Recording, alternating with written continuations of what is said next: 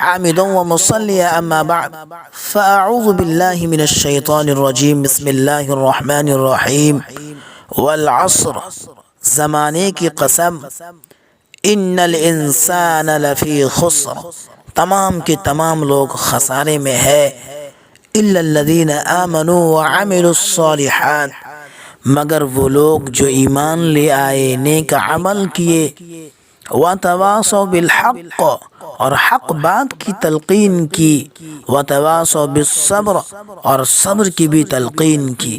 میرا رب اس آیت میں اس صورت میں زمانے کی قسم کھا رہا ہے کہ زمانے کی قسم کہ تم میں سے ہر شخص خسارے میں ہے، لیکن وہ شخص نہیں ہے جو ایمان لے آئے نیک عمل کیے صبر کی اور حق بات کی تلقین کی، یہ لوگ خسارے میں نہیں ہیں۔ ایک بزرگ فرماتے ہیں کہ اس آیت کا مقصد اور اس آیت کا مطلب مجھے اس وقت سمجھ میں آیا جب میں نے ایک دکان پر برف کا ڈھیلا رکھا ہوا دیکھا۔ میں دیکھتا ہوں کہ وہ برف دکان پر رکھا ہوا ہے اور وہ پگھل رہا ہے۔ اس دکاندار کو اسی وقت اس برف سے فائدہ ہوگا جبکہ وہ اسے اپنے استعمال میں لے آئے، تو وہ برف یوں ہی پگھل رہا تھا۔ میں نے اس برف سے ایک سبق حاصل کی کہ بھائی میری زندگی بھی اسی طرح پگھل رہی ہے، ہماری زندگی بھی اسی طرح ختم ہو رہی ہے۔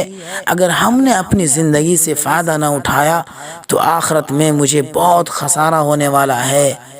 میرا رب ہم سے ناراض ہو جائے گا، میرا رب ہم سے غصہ ہو جائے گا، تو کیوں نہ ہم اپنی زندگی کو کامیاب بنا لے، اپنی زندگی سے فائدہ اٹھا لے، اپنی زندگی میں نیک عمل کر لے، اچھا اعمال کر لے، نیک عمل کر کے اپنے رب کو راضی کر لے۔